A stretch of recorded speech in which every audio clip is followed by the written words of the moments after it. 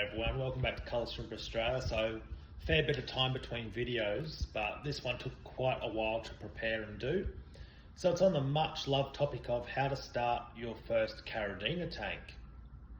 So there's a fair few things that are different to caridina, which set them apart from neo caridina, is that caridina really like low pH, so you have to use soil, buffering soil to get the pH down, and full RO water setups. So for a lot of people, this is a bit intimidating how to do it. And I get about 50 people every week say, "Hey Con, how do I start a caridina tank?" They normally give it a go, get it wrong, and then message me for heaps of help. So I thought if I make a nice little video that puts everything together of how I've cycled a new rack, then you can just copy exactly what I've done, get it right the first time, then you're good to go and you've saved a lot of hassle, time, effort and money, and you can do everything correctly the first time. So just join along, I'll go through everything step by step, and hopefully you enjoy it. Alright, this is the three soils I recommend. 88 Gold being the best soil, but very expensive. Nizo Custom is the all-round soil I'd recommend to start with, but if you've got Master Soil, use Master Soil. Nizo Custom, I feel, does a very good job, but 88 is the best. Alright, this is the container the soil goes in, so I'm doing it one-handed. This is called a UGF. So, it's pretty simple. You put the soil in this box, and I'll show you in a clip how you construct it. You put the grate on the bottom. I put a bit of sponge filter so that all the trap doesn't go down the bottom of it. And then you hook it in like a normal filter, and that sits in your tank. This holds about 3.5 litres worth of soil. So I use 1 UGF per 70 litre tank. Now, so these next 3 clips just go through how I use the UGF. So you set it up, you put the soil in, and then you can see the coarse foam that I've sort of put into it, the coarse matting. So this is like a big coarse filter foam.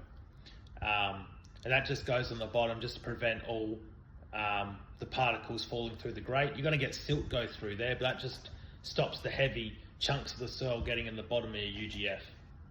And yeah, it shows you what it looks like when they're all filled up. Alright, so this is showing the 9 tank rack that I'm setting up here. You can see that I filled all the UGFs up in this previous clip, and I've just put them in the tank. And then I'll add my filter and my heater, which you'll see in next clips coming up. And then I fill it with RO water, and I'm remineralizing with Shrimp King GH+. And I'll show you my water parameters for the different types of caridina now, because it's slightly different. So this is the water that I run my different caridinas at.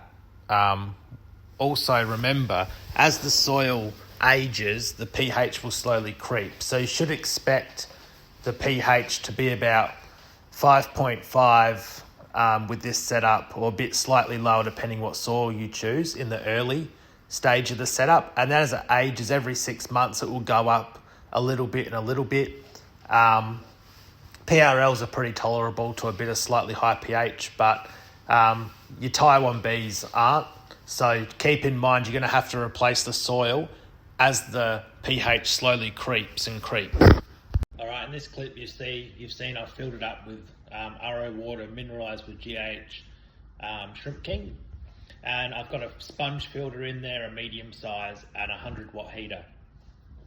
So I've actually put in bacterial powder, quite a bit actually, probably a good teaspoon worth into this tank, and you can use any type you like. I use my own CSA brand one, but you can use DSP, Bacterium, heaps of different brands. They're all very good, they all work very well. DSP is very internationally recognized if you'd like to use that, but I personally just use my own. And this is to give good bacterial balance, good nutrients to the tank, but the soil does leach lots and lots of ammonia, which I'll show you in this clip now. Soil leaches heaps and heaps of ammonia, so you need to be prepared for that. So this clip just shows you the amount of ammonia that's going to come out of the soil quite quickly. So you want to go through your regular cycling process. I recommend the following.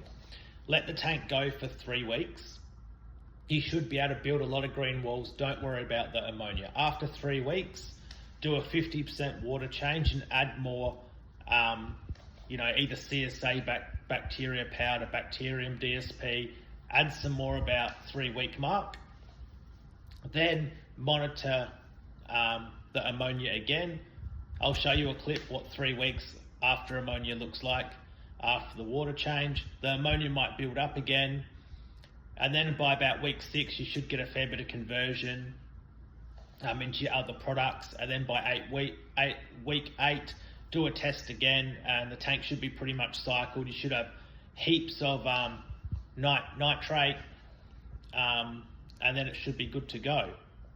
So yeah, just keep an eye on it, and it's going to take about 8 weeks to fully cycle the tank. So this is 2 weeks in, starting to get a faint green tinge, and then the bottom of the tank's getting green, and the walls are starting to get a little green now. The walls are barely green, getting a green tinge. So this is that's how far along we're into the process. At the 2-week mark, I drop in a bit of snow pellet. I find this gives a bit of boost to the nutrients in the tank, and you get a lot of biofilm growth for later on. And I feel this really helps develop the green walls a bit better. It's just something I've started doing the last 2 years. And then when the shrimp go in, there's good amount of biofilm for the shrimp to eat, along with the bacterial powder to grow solid green walls. I find this just boosts the tank to give a better start for the shrimp. So this is day 3. So look, you're getting lots of nice biofilm now. Look at all the solid biofilm formation there. So it's definitely working, which is great. That's what you want. You want the biofilm colonizing the tank. Good source of food for the shrimp, and really helps the cycle kick along, in my opinion. So this is the end of week 3. The front glass is getting a lot of algae on it now. The side walls are getting nicely covered in algae. And at week 3 I remove all the snow that I had sitting in here. So I remove snow now, so that's done its job. And you can see you're getting a really nice algified tank. And yeah, that's what all the tanks are looking like now. So you can see the algae on the front there growing, nice green wall. So you're getting really good green wall formation. The bottom's all nice and green. And we're about halfway through. Alright, this is trying to show the ammonia dropping. So the ammonia is starting to be converted. So on the right is before. That was sort of week 1 that I sort of kept. And then week 3 is the ammonia dropping. So you can sort of see the side by side. So that was what week 1 would have looked like. And then at week 3, I do a 50% water change and I add more bacterial powder in. So what you can see on my thumb there, that's how much I add in at week 3. So here I've just scraped off a little panel here, and you can see there's a nice line going down the tank here where the algae's been scraped off. You can see the patch that's been cleared. So yeah, starting to get really good green walls on all the sides of the tank plus the bottom. Alright, so now we can see the end of week 5. You can see that we've got very little ammonia, and we're starting to get the cycles really starting to progress along, which is good. And then in the next clip I'll show you what week 6 looks like. So week 6 the tanks are getting a lot more green now, and the cycle's almost complete. So here's the finished tank cycling. So it's the different tank of the rack. But yeah, you can see it's all super green wall, looks really nice. And now here you can see that, everything's developed nicely. And this is how we know the tank's cycled now. So we've got no ammonia, no nitrates at like 10. And in the previous clip, the ammonia went down, and the nitrite was blue, but it did go purple through the conversion. I just didn't show it here. And we end with the end product of nitrates. So yeah, it's all fully cycled and good. At this point, I do a 50% water change, and it's good to add the shrimp. So just thought I'd do a video here. You can see that it's that 5.4, 5.5 range. So yeah, it definitely buffers well. So with caridina tanks, the thing you need to remember is a few things.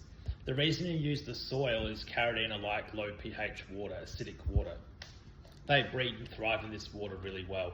A lot of people say you can use tap water, but hey, if you could use tap water really efficiently, do you really think I'd spend thousands of dollars on soil, RO water, and all the other painstakingly things that go with it? I probably wouldn't. But that being said, the soil does buffer depending which one you use. 88 Gold buffers much lower, like close to 5. Nizo soil goes to about 5.4. Master soil goes to about 5.6 when it's brand new. And as this soil ages, remember the pH is going to come up. So to keep it lower, either add a bit more soil or reset the tank. In the previous clips, I've showed you my water parameters. Those higher end numbers are something that is like the suggested range. They will live in there, but they probably won't thrive and breed the best. So the lower you can get the pH, the better. And you do that by adding fresh soil. So I recommend resetting every 18 months for the best optimal results. And this is the end result.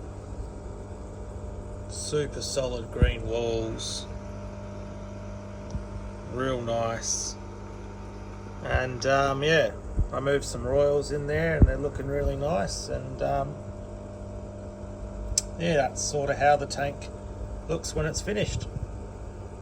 So I thought I'd just do a bit of a recap here of cycling and setting up your first caridina tank using the CSA methods. So the first thing you're going to need is pick your soil. 88 Gold's very expensive nowadays, so probably go Nizo Custom. Master soil does work, but it's a bit of hit or miss I find on the batch.